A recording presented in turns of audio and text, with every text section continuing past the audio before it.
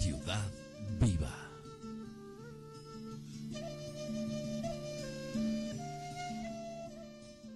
Y hoy en La Ciudad Viva volvemos a hablar de aguas, de las aguas subterráneas de Córdoba. Y para hablar de aguas subterráneas en Córdoba nos acompaña Pancho Gamero, que es nuestro experto en este tema, en los veneros de la ciudad. Pancho, bienvenido de nuevo. Buenos días y menos mal, hay agua. Ahora sí que tenemos agua. Hoy sí, porque venero. nos llueve y me decías antes, he recorrido la sierra y estaban los veneros secos, ¿no? Y Sí. hoy ya comienza de nuevo a tener agua, ¿verdad? A fluir el agua, sí. Un buen día. Que llueva muchos días seguidos, eso esperamos, ¿no? La lluvia tan ansiada. Hoy querías hablar del convento de Santa Clara, ¿no? Correcto. Y de las aguas, ¿no? Que se trajeron a este convento. Sitúanos, venga. Sí, bueno, está hablando Juan Galán de la zona de la Mezquita. Pues este convento está entre la calle Rey Heredia y está la calle Zoilo, la calle Encarnación, ¿no? Este convento, pues me gusta este tema hoy porque hay una relación bastante importante entre la construcción y la vida de este convento con su traída de agua correspondiente. Y lo interesante está en que veo que influyó en otras traídas de las aguas, ¿no? De aguas como la del Cabildo. Y ahí quiero llegar hoy. ¿Cuándo llegaron las clarisas a Córdoba? Bueno, la orden pues, de las clarisas. La orden en 1265. Quizás sea, aunque hay discusión en el tema, fue la primera congregación, el primer convento de mujeres aquí en Córdoba, ¿no? Entonces llegaron en esa fecha y poco a poco, creo que fueron 6 monjas las primeras que se instalaron, con voto de pobreza. Después, posteriormente, pues ya dejaron el voto de pobreza y el convento sí empezó a tener rentas y empezó a tener un cierto patrimonio que se puede ver en los archivos en el siglo XV y XVI, que ya era bastante generoso. ¿Cuál era la actividad de las monjas clarisas? Eran de clausura. Estaban ahí dentro y no tenían apenas contacto con el exterior. Entonces, ¿por qué querías hacer tu referencia a esta fecha, ¿no? A cuándo llegan las clarisas a Córdoba y esa relación que tienen con las aguas subterráneas? Sí, porque este convento, como otros que se fueron instalando, las clarisas pertenecen a la segunda orden franciscana, las clarisas se dice, ¿no? Y se instalaron cuatro órdenes, ¿no? 4 conventos femeninos aquí, y fue evolucionando, fueron comprando casas, algunas tenían sus pozos, pero evolucionó tanto la construcción de esta zona, de este convento, llegó a unos 4.500 metros cuadrados y hasta unas 60 monjas, ¿no? Entonces eso tenía unas necesidades de agua importantes. Entiendo que no carecían de pozo en el convento, ¿no? Tenían pozo, pero no era suficiente. Pozo que ahondaban para el nivel freático propio de la ciudad, ¿no? Pero coincidieron ya por el 1573-74 una serie de sequías bastante importantes en la ciudad. Sí. Entonces, pues decidieron, tenían unas propiedades por la zona de Maestrescuela, más arriba, esa zona cerca del 14% que se conoce normalmente por aquí, por la ciudad. Ellas, la orden, tenía unas propiedades, tenía unas propiedades, ¿no? unas tierras, y decidieron pues traerse agua desde allí arriba a la ciudad en 1577. Y bueno, le pidieron autorización al ayuntamiento, el 15 de febrero de ese año. Se lo concedieron y trajeron las aguas, ¿no? Y ahí pues hay un periodo que yo estaba comparando con otra documentación, ¿no? Con el agua del Cabildo, y las monjas no empiezan a vender participaciones del agua hasta 1602, ¿no? Agua del Cabildo empieza en 1604. Me da a mí entender que quizá una cosa fue la autorización y otra que se pusieran mano a la obra y traer la conducción aquí a Córdoba. Porque el primer interés en traer las aguas hasta el convento era un interés particular, ¿no? De traer esas aguas para consumo propio, ¿no? Sí, particular, pero también el ayuntamiento puso sus condiciones, ¿no? Puso que, por ejemplo, el agua es un largo recorrido, si quieres vemos ahora.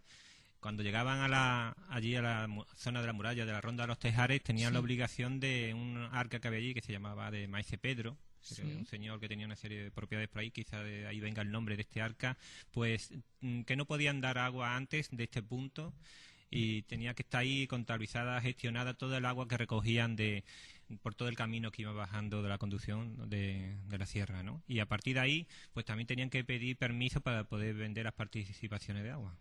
Tenían que pedir permiso al ayuntamiento. Sí, le puso una serie de limitaciones, ¿no? Porque también, claro, cuando trae una conducción, pasa por unas zonas municipales, pasa también por unas calles de Córdoba, unas plazas, hay que abrir hay que abrir también esas calles, ¿no? Es curioso encontrar una documentación que ponía para determinadas aguas como la Fuensantilla, ¿no? O la Santa Vieja, de que no dejaban pasar las carretas, estoy hablando del siglo XIII, por la ciudad, por las calles donde había una conducción de agua, ¿no? Eso ¿Por qué? Porque eran tan frágiles y estarían poco profundas.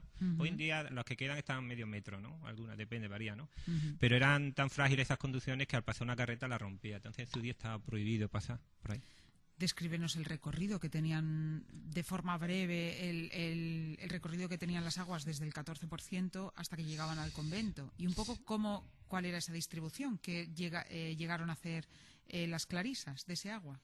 Sí, bueno, esa agua, pues como digo, de esta zona de Maestrescuela, donde está el hotel Maestrescuela, un poquito más arriba, pues ahí nos encontramos todavía una alcubilla, que como digo, hasta hace poco se veía el agua correr y corre, poquito, pero algo hay, ¿no? De ahí bajaba por todo ese monte, siempre buscando, no mucha pendiente, porque si no se rompen las cañerías, pero poquito a poco se iba ladeando hacia el lado derecho por la zona de San Pablo, buscando los Morales en conducciones de barro, perdón. He encontrado hasta 3 tipos de atanores diferentes, conducciones de barro, desde esa época, desde el siglo XVI hasta siglo XIX, ¿no? Iba bajando, cogía una zona, un venero que se llamaba de los Pozos, antes de llegar a los Morales, llegaba a los Morales y ahí se unía a otras aguas, cogía parte de un venero de la cima o de la mina, es que el nombre varía según lo he escrito. Seguía bajando el venero hasta la zona de Portocarrero, bajando de donde está el Villazul, el depósito de Villazul, ¿no?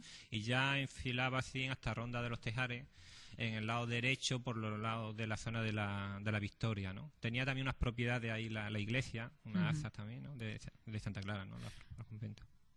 ¿A quién repartieron las clarisas el agua que traían desde la sierra? Bueno, el agua, al principio, lo que es el caudal del agua de Santa Clara ha variado mucho a lo largo de los años, el caudal, desde 20 pajas de agua, que es la unidad de medida, hasta 60 o 70, ¿no? Hay que hablar de distintas épocas, claro, estamos hablando de unas aguas que desde 1577 o 1602, que es la fecha que yo creo, hasta 1868, que cuando exclausuran, echan a las monjas de allí del convento, hay mucho trecho de tiempo para hablar, ¿no? Pero bueno, llegan a vender, por ejemplo, al convento de la Concepción, que de ahí está el nombre. Pancho, ¿ellas decidían a quién repartir esas aguas?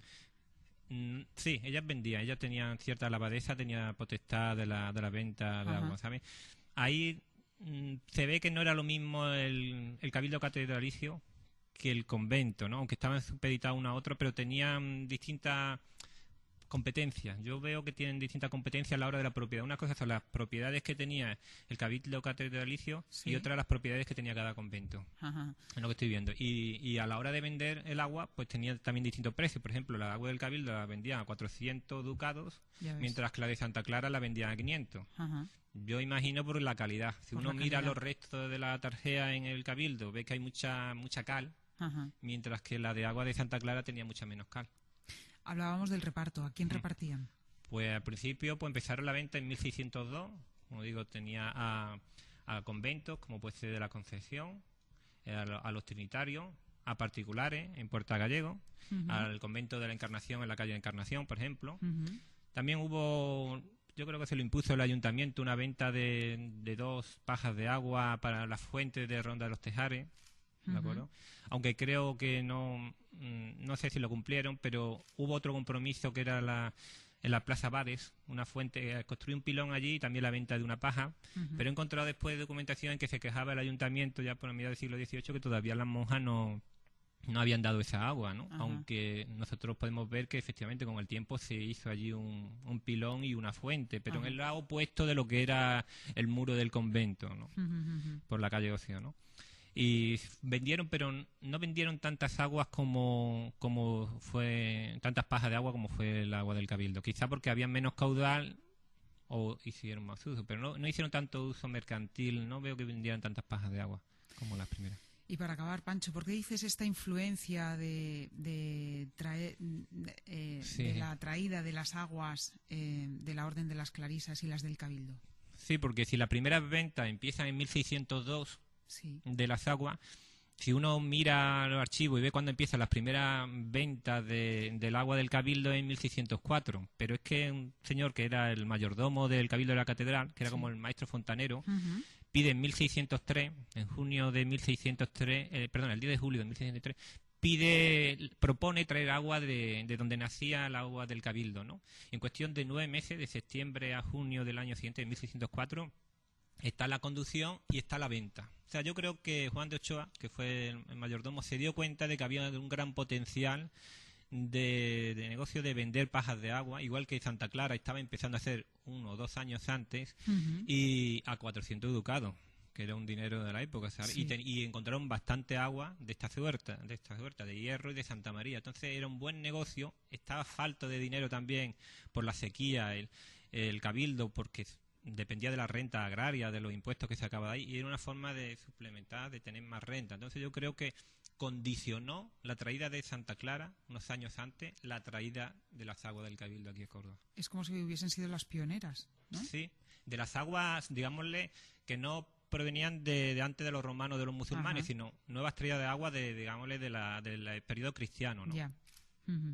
Bueno, pues con esta curiosa historia de cómo se traían las aguas al convento de Santa Clara y su influencia en las de las aguas del Cabildo nos quedamos, Pancho. Te esperamos en otra ciudad viva, seguro que en próximas semanas. Hasta pronto. Hasta pronto, muchas gracias.